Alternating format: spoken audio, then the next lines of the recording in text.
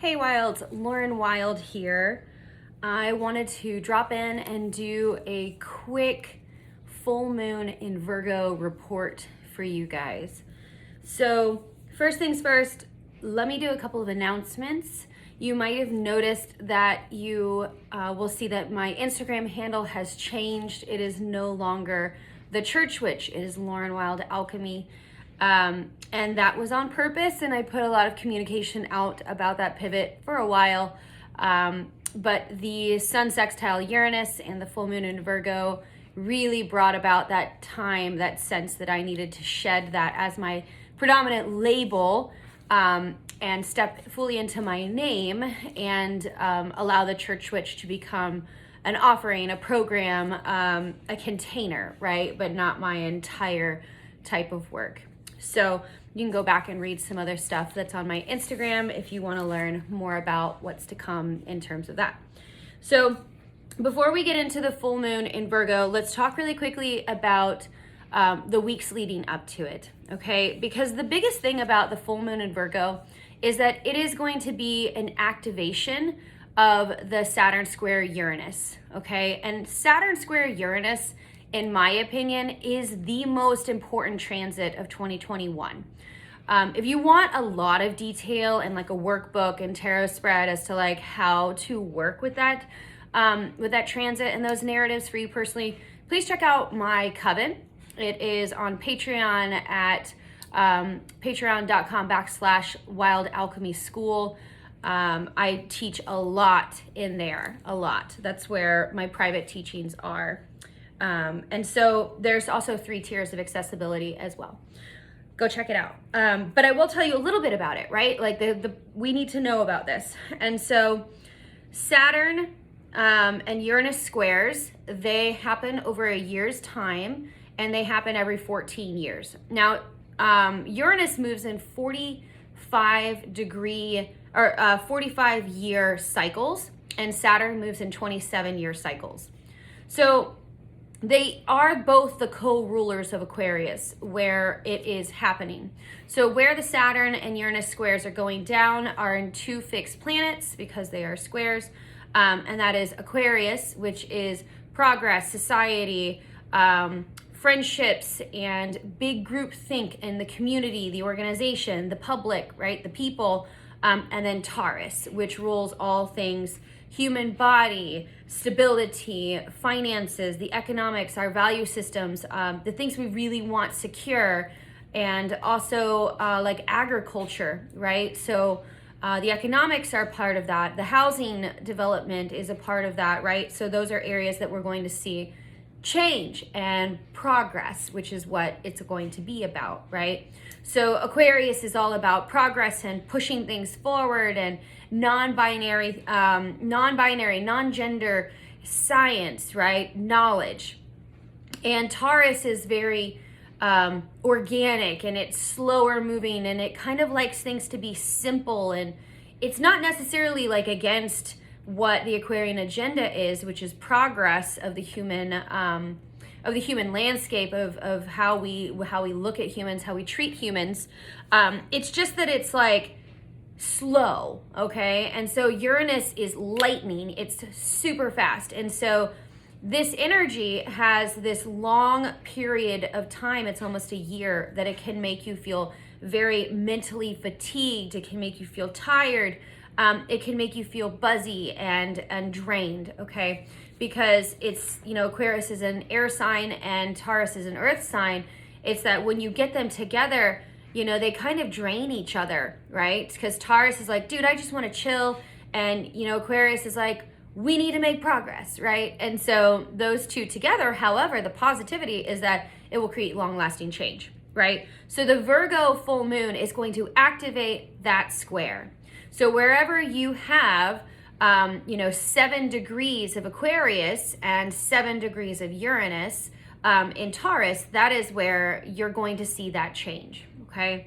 So these, we're going to get 3 aspects like this. One is going to be, we had it last week on February the 17th, and then we'll have again on June 14th, and then we'll have it on Christmas Eve, right during the eclipse. The other interesting thing to note is that The two first ones are during Mercury retrograde, and the last one's during an eclipse.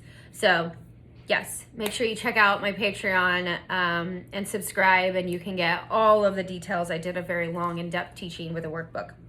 So more on that. Let's talk about the full moon in Virgo. It will be at 8 degrees, almost 9 degrees at 12:17 p.m. Pacific Standard Time, 3:17 a.m. Eastern Standard Time. Why that's important is because you're going to feel the feelings building today, right? So the exaction, the pentacle of it is tonight, you know, unless you're doing witchcraft and you're up late, which that would be awesome. You're going to feel the majority of that like full moon energy during the day today. Now, Virgo is like the queen or king or human in royalty of list making and like productivity and organization and getting shit done. It's also rules health, right? The other thing to note is that when coronavirus, like we're coming up on our coronaversary, took place last year, it was during the full moon in Virgo, which is a global world health crisis, right? Because Virgo rules organizational health, world health, anything around germs, microbes, viruses, things like that, right? Virgo rules that. So we're coming around on a year. And so what I think is going to happen is that we're going to feel this sense of like purge, right? Of like, what survival skills have we had to endure over the last year? What can we let go of? Like, what is becoming normal? How can we like strip things away that aren't for us and healthy for us? And what can we do, right? Like last year was survival and now we're a year in and it's like, okay, like what is this going to look like moving ahead long term? All right. The other thing I want to say is that yesterday Mars trined Pluto. Now this is super exciting because of the fact that Mars has been square Pluto as it was in another cardinal sign the majority of like 6 months of 2020 when it retrograded in Aries. And so now it's getting up to that 7 or 27 degrees of Taurus. And so it's now trining Pluto. Trining means that it is motivating, it's helpful.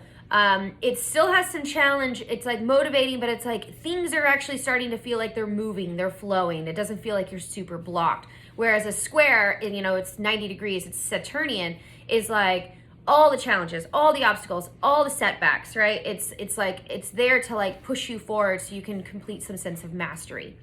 The other thing to understand is that Venus is moving into 2 degrees of Pisces. So it moved into Pisces 2 days ago. I love Venus in Pisces. It is exalted in Pisces. It feels good. It feels like flow.